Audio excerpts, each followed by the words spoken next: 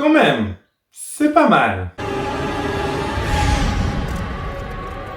Et salut les résineux, les résineuses, les faux de résine. On se retrouve pour une nouvelle vidéo du Lich King. Et aujourd'hui, on fait les fascicules 63 à 68, si je me trompe pas.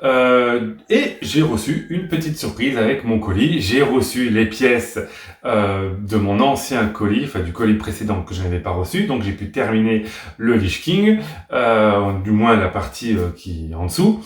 Et de ce que j'ai pu voir aujourd'hui, quand même, c'est pas mal. Allez, c'est parti, on va voir ça. Alors pour ceux qui ne l'avaient pas vu, voilà le Lich King monté. Donc voilà à quoi ça ressemble, c'est pas mal. Et du coup là, on est venu finir le bras, en haut la partie supérieure du bras. Et maintenant, on va voir ce que ça donne au niveau des vêtements. Alors au niveau du pantalon, donc ça c'est le pantalon qui va venir habiller les jambes.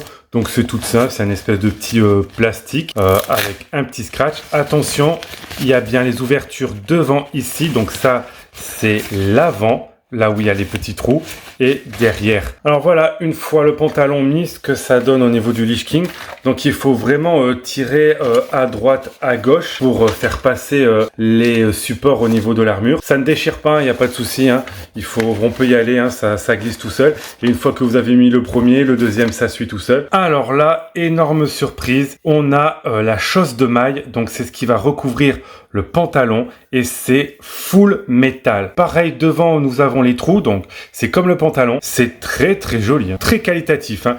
J'ai pesé par curiosité avec une petite balance de cuisine. Rien que ça fait 247 grammes. Alors voilà ce que ça donne. En fait, ici, vous avez des tout petits trous, là, voilà. Et il faut vraiment tirer un petit peu et aller chercher un petit anneau comme ça au bout pour pouvoir mettre la vis. C'est pas pratique du tout.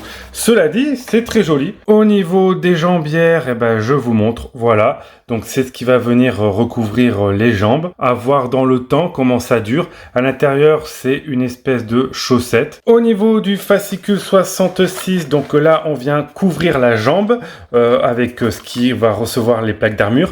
Donc le pantalon, il faut vraiment le mettre à l'intérieur. Voilà ce que ça donne une fois la fourrure mise. Alors au niveau de la fourrure, pour trouver les trous, c'est pas compliqué. En fait, il faut mettre votre doigt à l'intérieur de la fourrure, et en gros vous allez voir à l'intérieur c'est on va dire pré-troué, et il faut vraiment venir mettre son doigt à l'intérieur et appuyer avec son doigt et faire ressortir son doigt à l'extérieur pour que le trou soit visible, parce que sinon avec toute la fourrure c'est pas visible, et après il suffit de venir l'ajuster. Au niveau du fascicule 67, donc on vient faire la réalisation du protège tibia gauche. Donc on va mettre les lanières qui va nous permettre d'attacher autour de la jambe. C'est très intelligent de la part d'Atalia. En fait, à ce niveau là vous avez un espace entre l'armure et la partie qui permet de maintenir la sangle, et en gros vous pouvez faire coulisser et ajuster votre lanière. Et une fois monté, voilà ce que ça donne. Pas besoin de trop serrer parce que sinon à l'arrière ça fait un pli à ce niveau là.